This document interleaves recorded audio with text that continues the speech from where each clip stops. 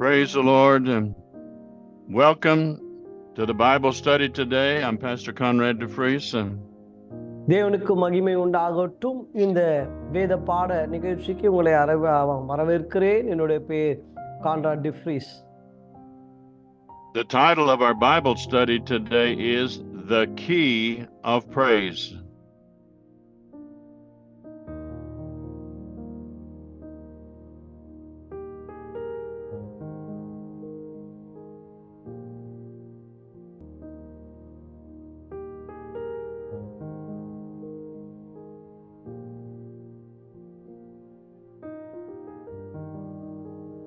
When God gives us a promise in the Word of God, it is up to us to believe that promise. கர்த்தர் நமக்கு வாக்குத்தத்தத்தை கொடுத்தால் அந்த வாக்குத்தத்தத்தை நாம் விசுவாசிக்க வேண்டும். The Word of God is full of power. தேவனுடைய வார்த்தை முழுவதும் வல்லமை நிறைந்ததாய் இருக்கிறது. The Bible tells us in Hebrews chapter 4 and verse 12, the Word of God is alive and full of power. எபிரேயரில் நாம் வாசிக்கும்போது தேவனுடைய வார்த்தைகள் எல்லாம் வல்லமை நிறைந்ததாய் இருக்கிறது என்று நாம் வாசிக்க முடியும். But what we want to do is learn how to activate the power that is in the Word. இன்னைக்கு கர்த்தருடைய வார்த்தையில் இருக்கிற வல்லமையை நாம் எப்படி கிரியையிலே காண்பிப்பது என்பது மிக முக்கியம். One of the major ways to activate the power in the Word is to praise God. தேவனுடைய வார்த்தையில் இருக்கிற வல்லமையை கிரியை செய்ய வைப்பதற்கான ஒரு யுக்தி அல்லது ஒரு வழி என்னவென்று சொன்னால் தேவனை மகிமைப்படுத்துவது. And that is what we are looking at in the Bible today. அதைதான் இந்த நாளிலே இந்த பாடத்திட்டத்திலே நாம் பார்க்க போகிறோம். The Bible says without faith it is impossible to please God. வேதம் சொல்லுகிறது விசுவாசம் இல்லாமல் தேவனுக்கு பிரியமாயிருப்பது கூடாத காரியம் என்று சொல்லி. But faith must have some kind of action for it to go to work. விசுவாசம் கிரியை செய்ய வேண்டும் என்று சொன்னால் அதற்கு செயல்பாடு அவசியம். For example, Jesus put mud in a man's eye and told him to go wash. He had to have some action. இயேசு ஒரு குருடனுக்கு ஆண்டவர் பண்ணின ஒரு காரியம் சேற்றை உண்டாக்கி அந்த சேற்றை அவன் கண்களிலே பூசி அதை கழுவும்படி சொன்னார். ஒரு கிரியையை அவர் செய்தார். God told the leper, Naaman the leper, to dip 7 times in Jordan. He had to have some action. அங்கே ஆண்டவர் அந்த குஷ்டரோகியை பார்த்து சொன்னாங்க, 7 முறை போய் அந்த யோர்தான் நதியிலே நீ முங்கி எழ வேண்டும் என்று சொன்னார். அங்க ஒரு கிரியை வேண்டும் என்பது தேவனுடைய கற்பனையாயிருந்தது. The woman with the issue of blood, she pressed through the crowd and touched the hem of Jesus' garment. அந்த 12 ஆண்டுகள் பெரும்பாடுள்ள ஸ்திரீ அவள் அந்த கூட்டத்தின் மத்தியிலே அவள் செயல்பட்டு அவள் கடந்து சென்று இயேசுவின் வஸ்திரத்தை தொட்டாள். Faith will activate the power that is in God's word, but it must have some action. விசுவாசம் தேவனுடைய வார்த்தையில் இருக்கிற வல்லமையை செயல்படுத்தும். ஆனால் அதற்கு சில கிரியைகள் மிக மிக அவசியம். We will look at several ways today how to put faith into action. சில வார்த்தைகள் சொல்ல போற விசுவாசத்தை எப்படி நாம் செயல்படுத்துவது என்று சொல்லி சில வழிமுறைகளை நான் இன்று உங்களுக்கு போதிக்க விரும்புகிறேன். The Bible tells us in the book of James, if you do not have action, then your faith is dead. யாக்கோபிலே நாம் வாசிக்கிறோம், உடைய விசுவாசம் கிரியை இல்லாவிட்டால் அந்த விசுவாசம் தன்னில் தான் செத்ததாய் இருக்கும் என்று வாசிக்கிறோம். Praising God for his promises is one major way to put faith into action. தேவனை மகிமைப்படுத்துவது உங்களுடைய கிரியை விசுவாசத்தின் கிரியைகளிலே ஒரு வகை என்று நான் சொல்லுவேன்.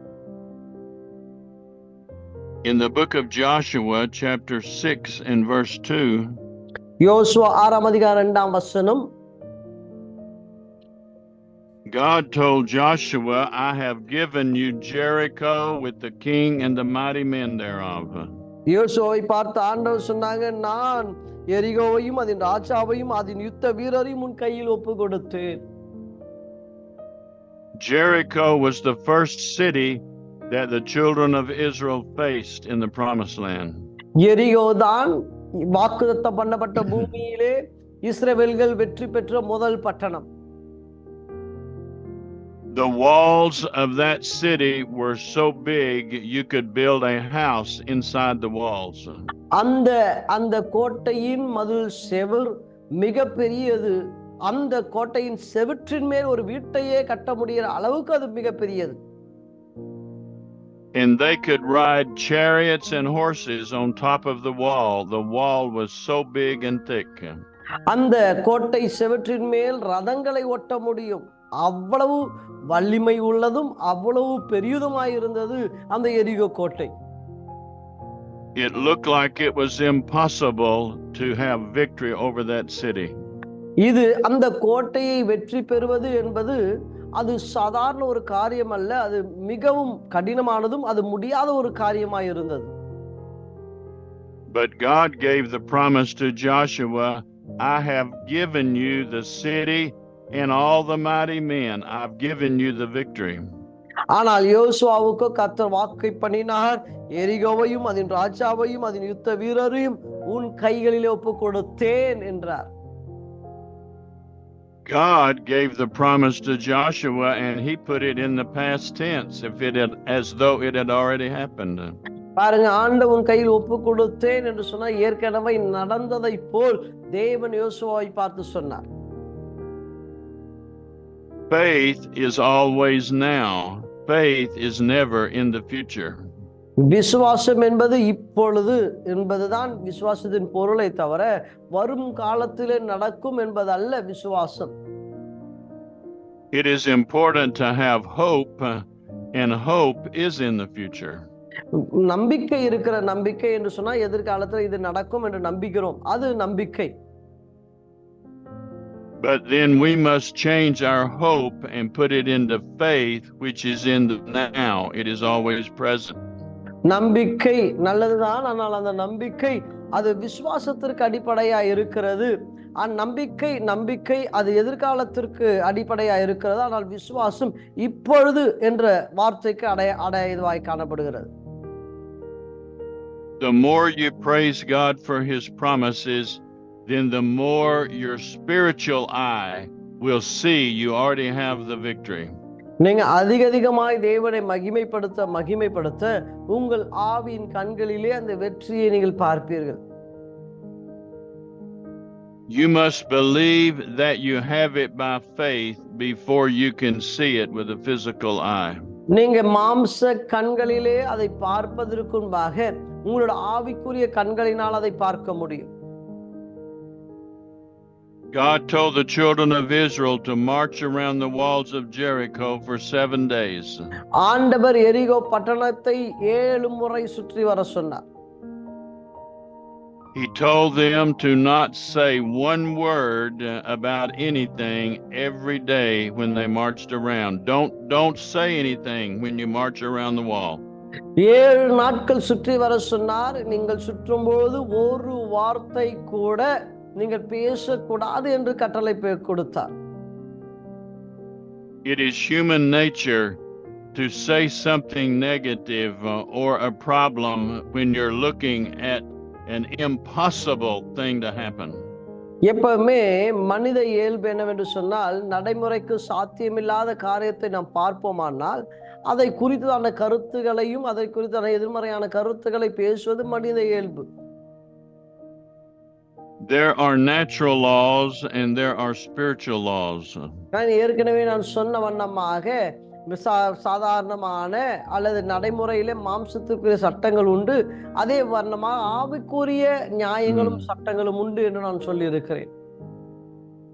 There are laws of electricity and you have to use them correctly to have a benefit from them. நமக்கு கரண்டை ஒழுங்கான முறையில பயன்படுத்த வேண்டும் என்று சொன்னால் அதற்கு ஏற்புடைய சட்டங்கள் நுணுக்கங்களை அதனுடைய வழிமுறைகளை நாம் செயல்படுத்த வேண்டியது அவசியம். In Proverbs chapter 18 verse 21, it says death and life are in the power of the tongue. நீதிமொழிகள் 18:21 வாசிக்கிறோம், மரணமும் ஜீவனும் நாவின் அதிகாரத்தில் இருக்கிறது என்று வாசிக்கிறோம். When you speak words, you can initiate or you can start a spiritual law, positive or negative. நீங்கள் பேசும்பொழுது அது நன்மையானது அல்லது நன்மையானதும் அல்லது தீமையானதும் ஆகிய காரியத்தை உங்கள் வாய்களிலிருந்து பேசக்கூடும். God did not want them to speak and to start a negative spiritual law. அவங்க negative எதிர்மறையான வார்த்தைகளை பேசக்கூடாது என்பதிலே கர்த்தர் கவனமாயிருந்தார். So they marched around the walls for 7 days and did not say a word. அவர்கள் 7 நாட்கள் அந்த பட்டணத்தை சுற்றி வந்தாங்க, ஒரு வார்த்தை கூட அவர்கள் பேசவில்லை. They were seeing with their physical eyes the walls that looked impossible to come down. அவர்கள் மாம்ச கண்களிலே அந்த செவிற்றின் வல்லமையை பார்க்கிறாங்க, ஆனா அதை குறித்துதான எதிர்மறையான கருத்துக்களை அவர்கள் பேசவில்லை. It is important when you are looking for victory and it looks impossible not to speak any negative words. அன்புக்குரியவர்களே, நீங்கள் வெற்றி பெற வேண்டும் என்று சொன்னால் தயவு கூர்ந்து எந்த விதமான எதிர்மறை கருத்துக்களை நீங்கள் உங்கள் வாய்களிலிருந்து பேசுவதை தவிர்க்க வேண்டும். On the 7th day, God told the priests to blow the trumpets and then for the people to shout. ஆனால் 7ஆம் நாளிலே கர்த்தர் தாமே ஜனங்களை, ஆசாரியர்களை எக்காலத்தை ஊற்ற சொன்னார், ஊத சொன்னார். அப்பொழுது ஜனங்கள் ஆர்ப்பரிக்கும்படி தேவன் கட்டளையிட்டார். The only thing God allowed them to do is to shout victory out of their mouth. ஆண்டவர் அவர்களுக்கு அனுமதி கொடுத்த ஒரே காரியம் வெற்றியின் முழக்கத்தை முழங்குவது மாத்திரமே அவர்களுக்கு தேவனால் கொடுத்த கற்பனை. When they obeyed God and shouted the victory, they shouted the victory before they ever saw the wall come down. அவர்கள் இந்த வெற்றியின் முழக்கத்தை எப்பொழுது முழங்கினார்கள் என்று சொன்னால், அந்த கோட்டையின் செவறுகள் தரையில் விழுவதற்கு முன்பாக வெற்றியின் முழக்கத்தை முழங்கினார்கள். After they shouted the victory, then God brought the walls down. அந்த முழக்கத்தை அவர்கள் முழங்கின பொழுது, வெற்றியின் முழக்கத்தை அவர்கள் முழங்கின பிறகு தேவன் அந்த கோட்டையை தரைமட்டமாக்கினார். God was teaching them how to live by faith and how to use faith to get the power in the word to be activated. ஆண்டவர் விசுவாசத்தை எப்படி செயல்படுத்துவது, அந்த விசுவாசத்தின் செயல்பாடின் காரியம் என்ன என்பதை அவளுக்கு போதித்தார். In the book of 2 Chronicles chapter 20, 2 நாளாகமம் 20ஆம் அதிகாரம், the children of Israel were facing 3 very large enemies.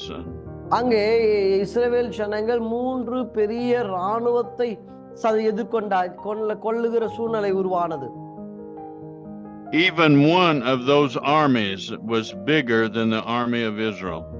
அந்த 3 படைகளிலே ஒரு படையே இஸ்ரவேல் சேனையோட பல மடங்கு பெரிய படை. And the people and the king went to prayer to ask God what to do. அங்கே தேவனுடைய ஜனங்களும் அந்த ராஜாவும் ஆண்டவரை நோக்கி விண்ணப்பம் பண்ண ஆரம்பித்தார்கள். And a prophecy came to them that they were to sing and praise God out ahead of the army when they went to battle. Yes.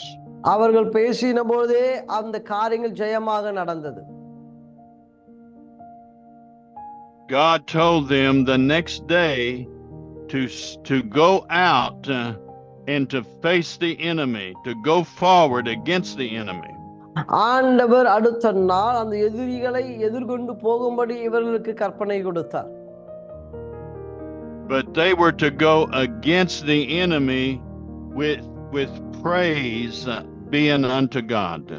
அவர்கள் அந்த சத்துருவை எதிர்கொண்டு போனாங்க. எப்படி என்று சொன்னால் அவர்கள் துதியோடு கூட அந்த சத்துருவை எதிர்கொண்டு போனார்கள். God told them, the battle is God's. God will fight the battle. You will not fight in this battle. ஆண்டவர் அவளை பார்த்து சொன்னாங்க, இது யுத்தம் என்னுடையது, நீங்கள் அல்ல, நான் யுத்தம் செய்வேன் என்று சொன்னார். The battle that they had to fight was the battle not to speak negative, but to sing praises unto God. இவங்க செய்ய வேண்டிய யுத்தம் என்னவென்று சொன்னால் எதிர்மறையான கருத்துக்களை பேசுவதல்ல, இவர்கள் செய்ய வேண்டியது தேவனை மகிமைப்படுத்த வேண்டும். So when they went out to battle, they sent thousands of singers out ahead of the army. They did not send the army first, they sent the singers and praisers first. இங்கே இவர்கள் தேவனை யுத்தத்திற்கு யுத்த சேனையை அந்த யுத்த படையை அவர்கள் அனுப்பவில்லை. யுத்த படை யுத்த வீரர்களுக்கு முன்பாக பாடல் குழுவினரை முன்பாக அனுப்பினார். They sang the song, the Lord is good and his mercy endureth forever. அவர்கள் பாடினாங்க, தேவன் நல்லவர் என்றும் அவருடைய கிருபை என்றும் உள்ளது என்று பாட ஆரம்பித்தார்கள். As they were singing and praising God, God defeated all three armies. அவர்கள் தேவனை பாடி தேவனை துதி செய்ய ஆரம்பித்த பொழுது அந்த மூன்று மிகப்பெரிய வல்லமை பொருந்திய அந்த படைகளை கர்த்தர் நிர்மூலமாக்கினார். The armies of the enemy began to kill each other, not the children of Israel. அவர்கள் இஸ்ரவேலர்களை ஒன்றும் செய்யவில்லை, அவர்கள் ஒருவரை ஒருவர் அவர்கள் கொன்று தீர்த்தார்கள். When the battle was over, there was not one soldier of the enemy still alive. அந்த யுத்தம் முடிந்த பொழுது அந்த எதிரி படையிலே ஒருவன் கூட மீதியாய் இருக்கவில்லை. But there were many treasures and jewels and things for the children of Israel to pick up. அவர்கள் இஸ்ரவேலர்கள் பலவிதமான பொன்னையும் பொருளையும் காரியங்களை அவர்கள் தங்களுக்குரியதாய் சுதந்திரித்துக் கொண்டாங்க. It took the children of Israel 3 days to gather all of the spoil and all of the treasures of the enemy. இந்த சத்துருவின் அவருடைய ஆஸ்திகளை அவருடைய பொன்னையும் பொருளையும் கொள்ளையிடுவதற்கு இந்த இஸ்ரவேலர்கள் 3 நாட்கள் இவர்களுக்கு பிடித்தது. When you put your trust in God, the way to activate your faith is praise him before you ever see the victory. நீங்க விசுவாசத்தை செயல்படுத்த வேண்டும் என்று சொன்னால் நீங்க முதல் செய்ய வேண்டிய காரியம் தேவனை மகிமைப்படுத்த வேண்டும். Sometimes you may just need to praise him for one day. ஒருவேளை சில நாட்கள் ஒரு நாள் நீங்கள் துதி எடுத்தால் போதுமானதா இருக்கும். But sometimes you have to continue to praise God every day for weeks and even months. சில சமயங்களிலே பல வாரங்கள் நீங்கள் ஆராதிக்க வேண்டியது இருக்கும். சில சமயங்களிலே மாதங்கள் தேவனை துதிக்க வேண்டியது இருக்கும். Praise, giving praise to God is putting actions to your faith. நீங்க துதிக்க அந்த துதியானது விசுவாசத்தின் கிரியையாக அது மாற்றப்படுகிறது. To spend time worshiping and praising God, this shows that you believe the word of God. நீங்க இந்த துதிக்கும் பொழுது அதை நீங்க என்ன சொல்லுகிறீர்கள் என்று சொன்னா, தேவன் இந்த காரியத்திலே எங்களுக்கு ஜெயத்தை கொடுத்தார் என்று நீங்க தேவனை அங்கே முன்னிறுத்துகிறீர்கள். All through the Bible, in the Old Testament and the New Testament, praise has always been a way to get victory. புதிய ஏற்பாட்டின் காலமாயிருக்கட்டும் பழைய ஏற்பாட்டின் காலமாயிருக்கட்டும் வேத காலங்களிலே இந்த துதியானது வெற்றியின் அடிப்படையாய் அமைந்திருக்கிறதை நம்மால் பார்க்க முடியும். Praise will give you physical and spiritual strength. இந்த தேவனை மகிமைப்படுத்துவது மாம்சத்திலும் ஆவியிலும் நமக்கு பலனை கொடுக்கும். In the book of Nehemiah, chapter 8 and verse 10, நெகேமியா 8ஆம் அதிகாரம் 10ஆம் வசனத்தை நாம் வாசிப்போமானால், at the end of the verse it says the joy of the Lord is your strength. அங்க 8ஆம் அதிகாரம் 10ஆம் வசனத்தின் கடைசி பகுதி இப்படி சொல்லுகிறது, கர்த்தருக்குள் மகிழ்ச்சியா இருப்பதே உங்களுடைய பலன் என்று வாசிக்கிறோம். Joy is a fruit of the Spirit. இந்த மகிழ்ச்சி என்பது அல்லது சந்தோஷம் என்பது ஆவியின் கனியில் ஒன்றாயிருக்கிறது. In the book of Galatians chapter 5 and verse 22 it says love, joy, peace. கலாத்தியர் 5ஆம் அதிகாரம் 22ஆம் வசனத்திலே நாம் வாசிக்கும் பொழுது ஆவியின் கனிகள் அன்பு, சமாதானம், சந்தோஷம் என்று நாம் வாசிக்கிறோம். God wants us to rejoice and it will give us strength. நாம் கர்த்தர் நம்மை மகிமைப்படுவதற்கு, அது ஆண்டவரை நம்ம துதிக்க, ஆண்டவரை மகிமைப்படுத்தும் பொழுது அது நமக்கு பலனாய் மாறுகிறது. When you have a problem, the devil wants you to be sad and dismayed and not be happy. உங்களுக்கு பிரச்சனை வரும்போது பிசாசன் என்ன சொல்றான்? உங்களை துக்கப்படுத்த விரும்புவான், சோர்ந்து போக செய்வான், பலவீனமாய் இருக்க பண்ணுவான். But the way to victory with God is to rejoice when you have a problem. ஆனால் தேவனுடைய பிள்ளைகளாகிய நீங்கள் வெற்றி பெற வேண்டும் என்று சொன்னால் தேவனை மகிமைப்படுத்த வேண்டும். Joy is a way that God gives you strength in the time of test and trial. சந்தோஷமானது கஷ்ட நஷ்டங்களின் மத்தியிலே தேவனுக்குள் நீங்க உங்களை சந்தோஷமாய் வைத்துக் கொள்ளும் போது அதுவே உங்களுக்கு வெற்றியை கொண்டு வரும். You are not praising God for the test and trial, but you're praising God that He is going to give you the victory for it. இன்னைக்கு ஐயோ கஷ்ட நஷ்டத்தின் மத்தியிலே ஆண்டவரை மகிமைப்படுத்தும் நோக்கம் என்னவென்று சொன்னா, கஷ்ட நஷ்டங்கள் நம்மை சோர்ந்து போக வைக்காது, அவைகளிலிருந்து கர்த்தர் என்னை விடுதலையாக்குவார் என்ற அந்த விசுவாசத்தின் அடிப்படையில் தேவனை மகிமைப்படுத்துகிறீர்கள். In the book of Psalms chapter 8 and verse 2, சங்கீதம் 8ஆம் அதிகாரம் 2ஆம் வசனம், it says, out of the mouth of babes and sucklings thou hast ordained strength. அங்க வசனம் இப்படி சொல்லுகிறது, தேவரீர் உம்முடைய சத்துருக்கள் நிமித்தம் குழந்தைகள் பாலகர் வாயினால் பலன் உண்டு பண்ணினீர் என்று வாசிக்கிறோம். He says it will calm the enemy and it will defeat the avenger. அங்க வசனம் இப்படி பகஞ்சனையும் பழி வாங்குறவனை அடக்கி போட என்று வாசிக்கிறோம்.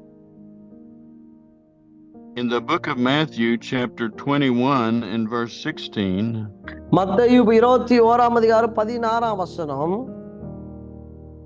Jesus is quoting from this scripture in Psalms.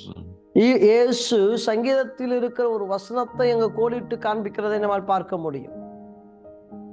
And Jesus says, out of the mouth of babes and sucklings thou hast perfected praise.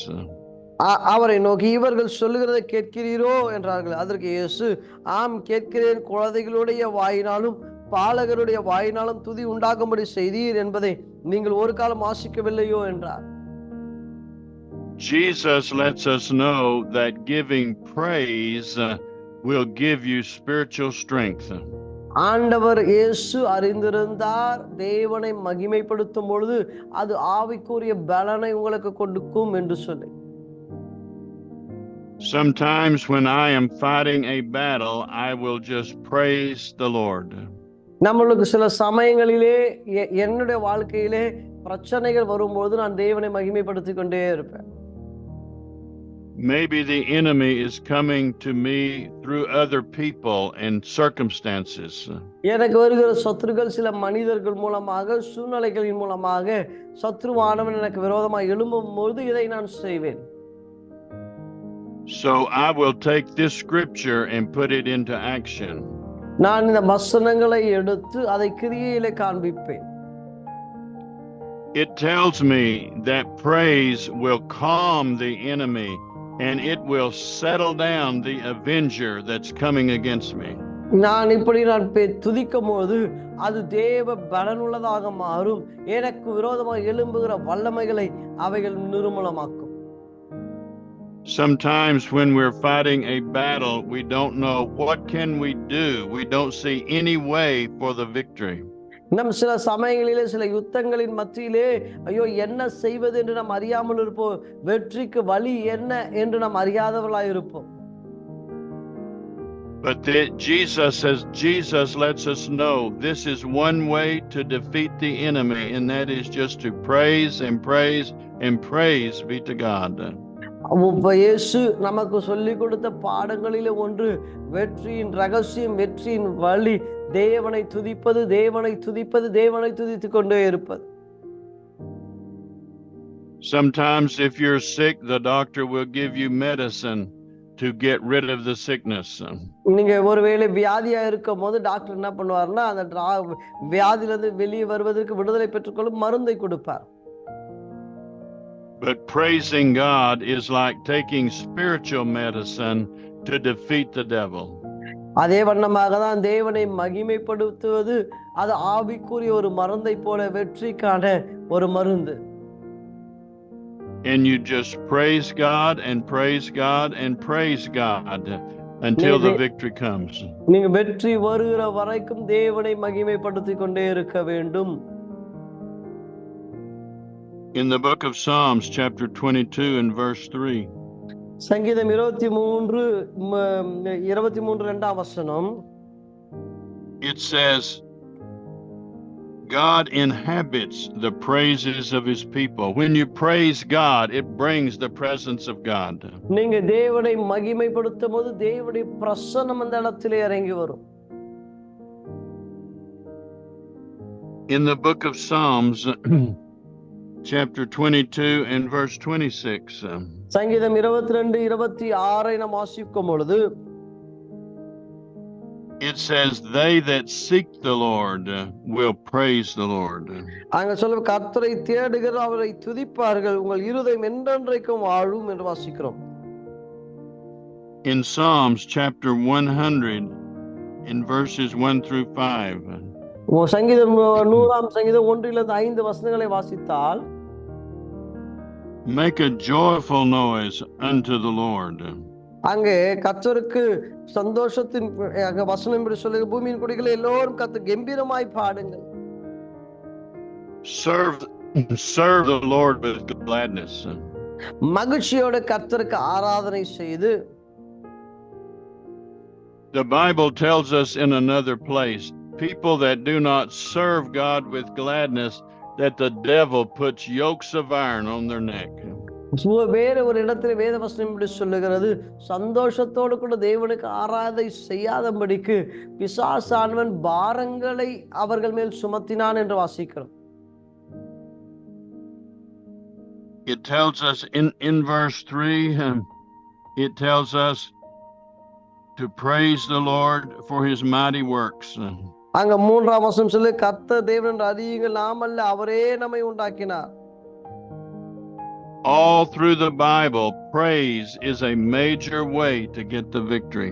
வேதம் முழுக்க வெற்றியின் அடையாளம், வெற்றியின் வழி என்னவென்று சொன்னால் தேவனை மகிமைப்படுத்துவது என்று வேதம் முழுக்க நம்மால் பார்க்க முடியும். In the book of Psalms chapter 103 in the first few verses. சங்கீதம் 103ஆம் சங்கீதம் முதல் 3 வசனங்கள். It tells us to bless the Lord, O my soul, and all that is within me. என் ஆத்துமாவே கர்த்தரை ஸ்தோத்திரி, என் முழுமே அவருடைய பரிசுத்த நாமத்தை ஸ்தோத்திரி. It tells us to remember his benefits. He forgives all our iniquities and heals all our diseases. அங்க வசனம் சொல்லு, அவர் உன் அக்கிரமங்களை மன்னித்து உன் நோய்களை எல்லாம் குணமாக்கி என்று வாசிக்கிறோம். And so we praise him because he has promised us the victory. அவரை மகிமைப்படுத்துகிறோம், காரணம் அவர் நமக்கு வெற்றியை உறுதி செய்ததினாலே. I want to encourage you to praise him and praise him and worship him much of the time. நான் அன்புக்குரியவர்களே உங்களுக்கு சொல்லுகிறேன், கர்த்தரை மகிமைப்படுத்துங்க, துதிங்க. உங்கள் நேரத்தில் அதிக மணி நேரங்களை கர்த்தரை மகிமைப்படுத்துவதிலே செலவிடுங்கள். In the book of Jonah, chapter 2, in verse 8 and 9. YONO 2ஆம் அதிகாரம் 8-9 வசனங்களை நீங்கள் வாசிப்பீர்களானால், Jonah was in the belly of a whale because of his disobedience. Jonah மீனின் வயிற்றிலே அவன் காணப்பட்டான். அவனுடைய கீழ்ப்படியாமை நிமித்தமாக மீனின் வயிற்றிலே அவன் காணப்பட்டான். But when he began to give thanks and praise unto God, the fish spit him out on the shore and he was delivered. கவனிங்க, அந்த மீனின் வயிற்றிலே பூமியின் ஆழங்களிலே அவன் தேவனை மகிமைப்படுத்தின பொழுது, தேவனை துதித்த பொழுது, அந்த மீனானது அவனை கடற்கரையின் ஓரத்திலே துப்பிற்று. In the book of Acts, chapter 16, Paul and Silas were in jail. அப்போஸ்தலர் நடவடிக்கைகள் 16ஆம் அதிகாரத்திலே பவுலும் சீலாவும் சிறையிலே இருந்த பொழுது, and their backs were bleeding and it looked like they would be killed the next day. அந்த அவருடைய ரத்தம் அவருடைய முதுவெல்லாம் பீர்க்கப்பட்ட நிலையிலே அடுத்த நாள் கொலை செய்யப்படுவதற்கும் காரியங்கள் இருந்த நிலையிலும், but instead of murmuring and complaining, they were singing praise and praise and praise. அந்த அவர்கள் கொல்லப்படுவதற்கான எல்லா கால சூழ்நிலைகளும் இருந்த பொழுதும் அந்த நிலையிலும் தேவனை அவர்கள் பாடி துதி செய்து தேவனை மகிமைப்படுத்திக் கொண்டே இருந்தாங்க. And God did a miracle and opened the prison doors. கர்த்தர் அற்புதத்தை செய்தார், சிறைச்சாலையின் கதவுகளை தேவன் திறந்தார். I like to say this, praise is putting your faith into action. நான் அன்புக்குரியவர்களே, நான் இப்படி சொல்ல விரும்புகிறேன், உங்களுடைய துதி விசுவாசத்தின் செயல்பாடாய் இருக்கிறது என்று சொல்ல. Just worship God and praise Him every day and it will give you strength and God can then bring the victory. நீங்க தேவனை மகிமைப்படுத்தும் பொழுது தேவன் உங்களுக்கு அற்புதத்தை கொண்டு வருவார். I want you to pray this prayer after me to receive Jesus as your Savior. நீங்கள் நான் சொல்லுகிற இந்த ஜெபத்தை நீங்கள் சொல்லி இயேசுவை உங்களுடைய சொந்த இரட்சகராக ஏற்றுக்கொள்ள வேண்டும் என்று நான் விரும்புகிறேன். I believe Jesus Christ is the Son of God. இயேசுவே, நீர் தேவனுடைய குமாரன் என்று விசுவாசிக்கிறேன். I believe He died on the cross and shed His blood to forgive me of my sin. சர்வ வல்லவராம் இயேசுவே, நீர் சிலுவையிலே எனக்காக மரித்து, ஆண்டவரே என்னுடைய பாவங்களுக்காக நீர் அடிக்கப்பட்டு, ஆண்டவரே நீர் எனக்காய் மரித்தீர் என்று நான் விசுவாசிக்கின்றேன். I believe He rose from the dead and is alive in heaven today. சர்வ வல்லவராய் இயேசுவே, நீர் 3ஆம் நாளிலே உயிரோடு கூட எழும்பினீர் என்றும் நீர் தேவனுடைய வலது பரிசத்திலே அமர்ந்திருக்கிறீர் என்றும் நான் விசுவாசிக்கிறேன். I receive Jesus right now as my Lord and Savior. அன்புள்ள இயேசுவே, உம்மை என்னுடைய சொந்த இரட்சகராக, என்னுடைய தேவனாக, எனக்கு எல்லாவற்றுக்கெல்லாமாக உம்மை ஏற்றுக்கொள்கிறேன். I believe I am born again and I dedicate my life to Jesus for the rest of my life. இயேசுவே, நான் மறுபடி பிறந்தேன் என்றும் என் வாழ்நாள் முழுவதும் உமக்காகவே வாழ்வேன் என்றும் உம்முடைய நாமத்திலே தீர்மானிக்கிறேன். Find a good church and go there as often as you can to learn more about Jesus. அன்புக்குரியவர்களே, நல்ல சபையை தேர்ந்தெடுத்து அந்த சேவைக்கு கடந்து போங்க, இன்னும் அதிகமாக இயேசுவை குறித்து அறிந்து கொள்ளுங்க. In Jesus' name, amen, amen. கர்த்தர் தாமே உங்களை ஆசீர்வதிப்பாராக. ஆமென், ஆமென், ஆமென். Amen.